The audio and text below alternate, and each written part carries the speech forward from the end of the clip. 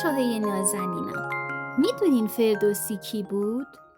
اون یه پیرمرد مهربون و یه شاعر بزرگ بود که خیلی خیلی سال پیش توی شهری به نام توس توی مشهد زندگی میکرد. فردوسی یه کار خیلی مهم کرد.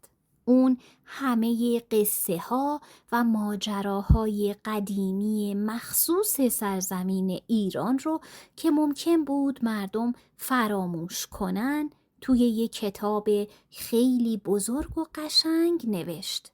اسم اون کتابو گذاشت شاهنامه. حالا چرا این کارش خیلی مهم بود؟ چون که فردوسی قصه هاش رو با زبان فارسی شیرین نوشت.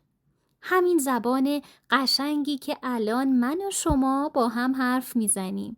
فردوسی نمیخواست بچه‌های ایران زبان شیرینشون رو از یادشون بره. همینطور اون دلش نمیخواست حکایت‌ها و ماجراهای جالب و شنیدنی و قهرمانانه ایران فراموش بشه. برای همین قصه ها رو نوشت به زبان فارسی تا بمونه برای همیشه، برای شماها که بخونید و لذت ببرید.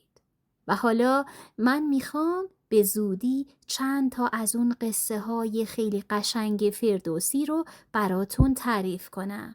قصه هایی که اون توی کتابش مثل یه یادگاری برای همه بچه های ایران گذاشته تا شما بدونید سرزمینمون چه آدم های مهم و قهرمان های بزرگی داشته. پس آماده شنیدن قصه های فردوسی بزرگ وطنمون باشین.